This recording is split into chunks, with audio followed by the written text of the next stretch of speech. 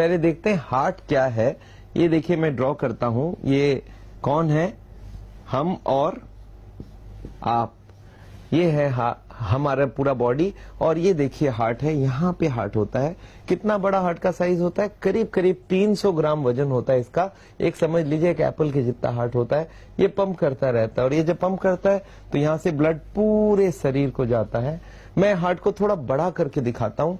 ये जो हार्ट है ये 70 बार हर मिनट में पंप करती है। 1 घंटे में 4300 बार, और 24 घंटे में करीब 1 लाख बार पंप करती है। और हर बार ये जब पंप करती है इससे ब्लड निकलती है, और ब्लड पूरे बॉडी को जाती है। बॉडी के हर पार्ट को ब्लड मिल जाता है। देखते हैं, हार्ट को थोड़ा बड़ा करके दिखाता हूं। देखिए आप, ये देखिए ये हार्ट है बड़ा करके, और हार्ट जब पंप करती है तो इससे एक ट्यूब निकलती है जिसका नाम है एओर्टा।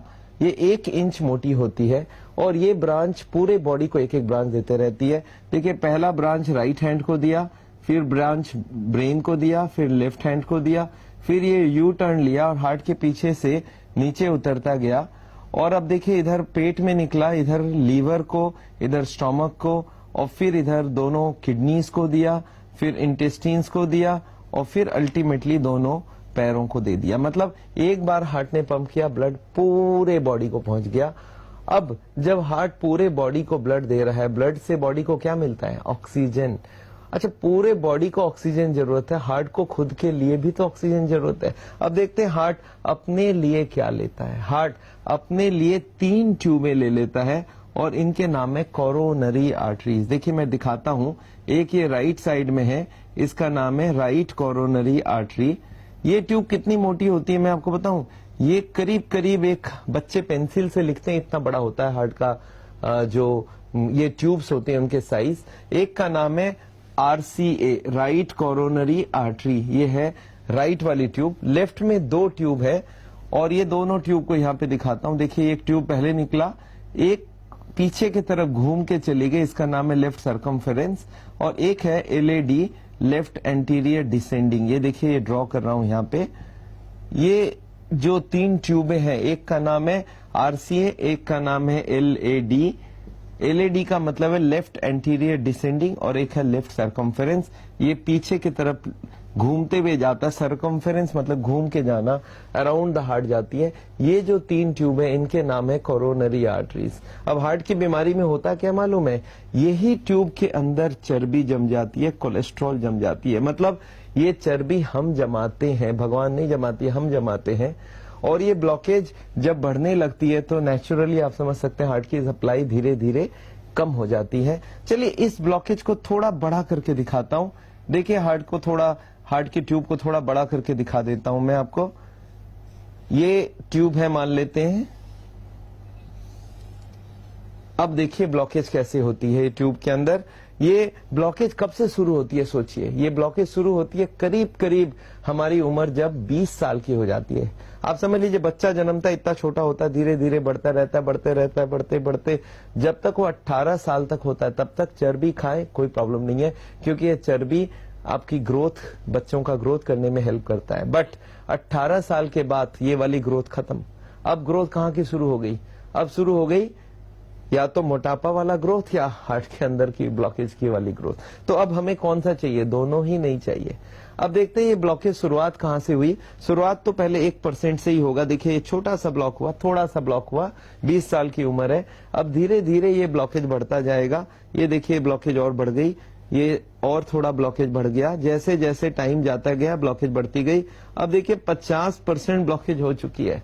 अच्छा, मरीज को पता ही नहीं ये ब्लॉकेज बढ़ता जा रहा है, क्योंकि 50 में उसके पास अभी 50 खुली है, कोई दिक्कत नहीं है। धीरे धीरे और ये ब्लॉकेज बढ़ी। अब देखिए 60-70% ब्लॉक हो गया, अभी भी मरीज को मालूम नहीं। ये अब 80% जब ब्लॉक हो जाती है तब मरीज को पता चलता है वो हार्ट का पेशेंट हो चुका है। क्यों? 80 के बाद मरीज को तकलीफ हो जाती है। आप सोच के देखिए 80 के बाद क्यों? क्योंकि 80 के बाद जो 20 रह जाती है, 20 रह जाती है, वो हार्ट के लिए काफी होता है। आप सोचिए हमारी हार्ट की जरूरत क्या होती है। एक आदमी बैठा है, उसकी हार्ट की जरूरत सबसे कम है, क्योंकि हार्ट की स्पीड बहुत कम है। उसको जरूरत है 10%। अगर वो चलना चाहे तो उसको 20% जरूरत है। और एक आदमी चल रहा है, घूम रहा है, गाड़ी चला रहा है, सीढ़ियां चढ़ रहा है, तो उसका 20% से काम निकल जाता है। तो एक बात सोच लीजिए, जो घूम फिर रहा है उसको कोई तकलीफ नहीं है, 80 ब्लॉक है, उसको पता ही नहीं वो हार्ट का पेशेंट है। मतलब कोई आदमी अगर चल फिर सकता है, इसका मतलब उसके पास 20% तो पक्का ही खुला हुआ है। तो 80 ब्लॉकेज तक पेशेंट हमारे पास यूजुअली नहीं आता है। जब कोई मरीज आके ये बोले कि डॉक्टर साहब मैं जब चलता हूं तो मेरे छाती में दर्द होता है, भारीपन होता है, तो मैं समझ जाता हूं ये हार्ट का पेशेंट है और 80 से ऊपर ब्लॉकेज करीब करीब हो चुकी है। तो हमारे पास कब पहुंचेगा पेशेंट? 80 के बाद। आप ये सोच के चलिए जो आप हार्ट के पेशेंट नहीं हो उनमें से सबके 0 ब्लॉकेज नहीं है। ये ब्लॉकेज हो सकता है कोई का 10 हो, कोई का 20 हो, कोई का 30-40, कोई का 50-60, कोई का 70-80, और तब तक उनको मालूम भी नहीं।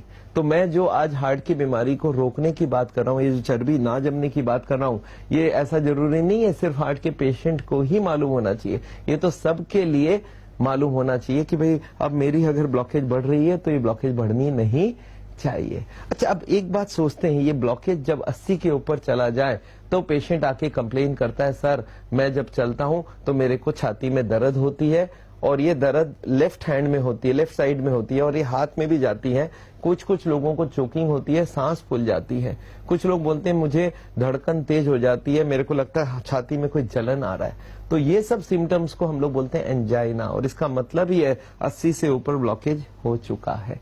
अब अगर हम कॉमन सेंस को यूज करें, कोई आदमी को पूछूं सब ये है हार्ट की बीमारी और जिसमें 10 करोड़ हार्ट के पेशेंट इंडिया में है, और इस बीमारी का करें क्या, तो आपका दिमाग इमीडिएटली पूछेगा कि डॉक्टर साहब एक बार बताइए ये ब्लॉकेज हो क्यों रहा है, कौन सा ऐसा कारण है जो अंदर जम रही है।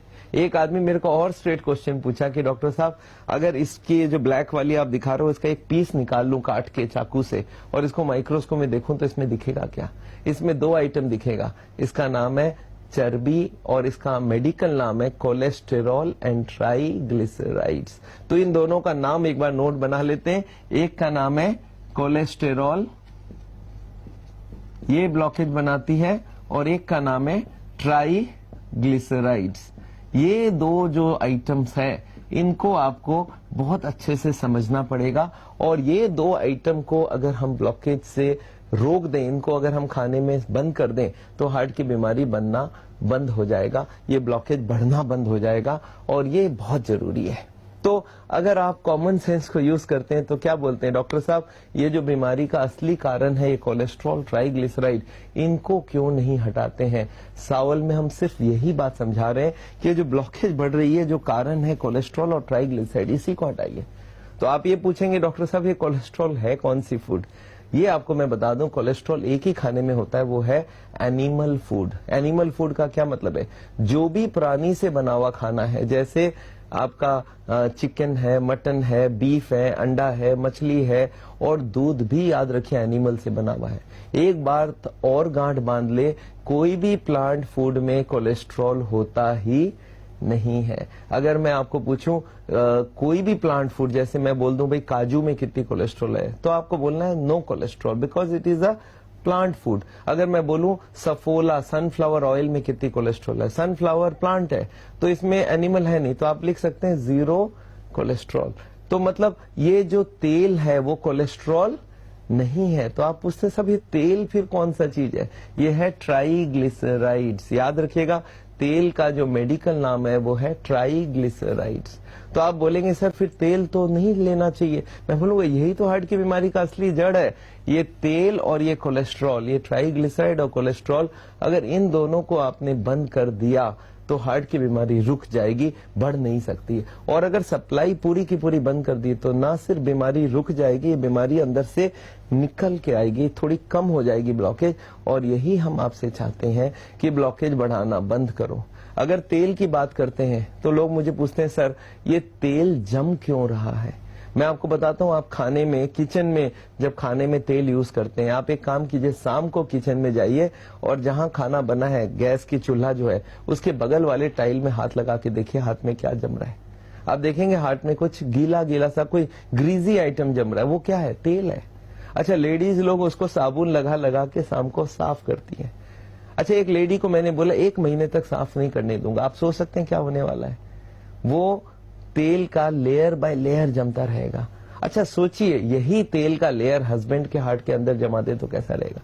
हस्बैंड भी क्यों, परिवार के सारे लोगों के हार्ट में जमा करते हैं। और यही आजकल हो रहा है, वो जो तेल आप खाने में इस्तेमाल कर रहे हैं वही तेल हार्ट के अंदर जमता जा रहा है, ब्लॉकेज बनता जा रहा है। और यही मेन प्रॉब्लम है हार्ट की बीमारी का, कि ये दो आइटम को हमें पहचान करना बहुत जरूरी है। पर अनफॉर्चुनेटली हमारे जो हार्ट के हॉस्पिटल है, जो कार्डियोलॉजिस्ट हैं, उनको इन दोनों से कोई मतलब नहीं हो। बोलते हैं भाई देखो आप ब्लॉकेज बढ़ाओ, हमें कोई प्रॉब्लम नहीं, हम इनकी बात ही नहीं करेंगे। जब आपकी ब्लॉकेज बढ़ जाए तब हम बाईपास सर्जरी कर देंगे, तब हम एंजियो प्लास्टिक कर देंगे। ये मेरे को बहुत गलत लग रहा है। मेरे को लग रहा है जो हार्ट के पेशेंट्स को पहले तो ये बता देना चाहिए कोलेस्ट्रॉल है क्या चीज, ट्राइग्लिसराइड है क्या चीज, तो उसकी हार्ट की ब्लॉकेज बढ़ना बंद हो जाए और हार्ट की बीमारी बढ़ेगा नहीं, तो आपको डरने की कोई जरूरत नहीं है। एक बार सोच के देखिए, ये हार्ट अटैक रोकना कैसे है। एक आदमी को मैं कभी कभी पूछ लेता हूं, एक नोट की गड्डी है और उसमें रबर बैंड लगा है, मैं नोट घुसाए जा रहा हूं, तो रबर बैंड का क्या होगा, खींचता जाएगा, रबर बैंड एक दिन बस्ट हो जाएगा। अगर मैं बोलूं कि रबर बैंड ना बस्ट हो, उसके लिए क्या करना है, तो आपके पास इमीडिएटली आता है कि डॉक्टर साहब फिर नोट घुसाना बंद करो। मतलब अगर इसके अंदर मैं और कुछ कोलेस्ट्रॉल और फैट ना घुसाऊं तो फटने का चांस नहीं है। मैं एक स्टेप और आगे जाता हूं, कुछ नोट निकाल लेते हैं। आप सोचिए अगर ब्लॉकेज के अंदर से कुछ नोट निकाल लें, कुछ फैट निकाल ले, तो हार्ट अटैक के चांसेस क्या है, फिर कोई चांस नहीं है। ये एक सिंपल लॉजिक आपको समझना होगा कि नोट की गड्डी से मैं नोट निकाल रहा हूं, रबर बैंड ढीला हो रहा है, अब फटने के चांस।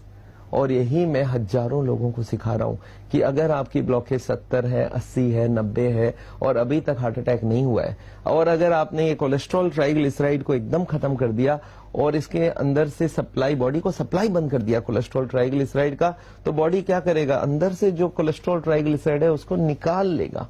और अगर वो निकाल लेगा तो रबर बैंड ढीला हो गया, हार्ट अटैक के कोई चांस नहीं है। इसके लिए क्या करना होगा कि खाने में तेल एक बूंद भी नहीं देना है। अगर not a single drop of तेल दिया जाए तो हमारा असली काम तो हो जाएगा कि एक हमारे अंदर जमना बंद हो जाएगी। और दूसरा है कि कोलेस्टेरॉल, नॉन वेजिटेरियन फूड बंद कर दो। अमेरिका के प्रेसिडेंट है क्लिंटन, मुझे याद है 2004 में उनकी बाईपास सर्जरी हुई और मेरे पास लोग आके बोले सर देखिए क्लिंटन ने बाईपास सर्जरी किया, नई ट्यूब लग गई। पता चला 6 साल बाद 2010 में उसकी फिर से ब्लॉक हो गई, अब इस बार उन्होंने स्प्रिंग लगा लिया। जब उनको रियलाइज हुआ कि स्प्रिंग फिर से बंद होने वाली है, तब ये जाके मिले अमेरिका में हमारे जो वहां पे कोलीग्स हैं डॉक्टर डीन ऑर्निस से, और ऑर्निस ने उनको बताया कि नहीं आप ब्लॉकेज बढ़ाने वाला प्रोसेस को ही बंद करते। उन्होंने बोला सब 2004 में हमको ये बता दिया जाता तो मेरे को बाईपास की जरूरत ही नहीं पड़ती। तो उन्होंने अल्टीमेटली CNN टीवी में बताया कि ब्लॉकेज मैं अगर पहले ही हटा लेता, ब्लॉकेजिंग प्रोसेस रोक देता, तो हमारा काम बन जाएगा। तो याद रखिए ब्लॉकेजिंग प्रोसेस बंद करने के लिए दो चीज, कोलेस्ट्रॉल एंड ट्राइग्लिसराइड। तो अगर बिना तेल के, बिना कोलेस्ट्रॉल और बिना तेल के ट्राइग्लिसराइड के अगर हम खाना बना सकते हैं तो हार्ट की बीमारी को रोका जा सकता है और इसको रिवर्स भी किया जा सकता है।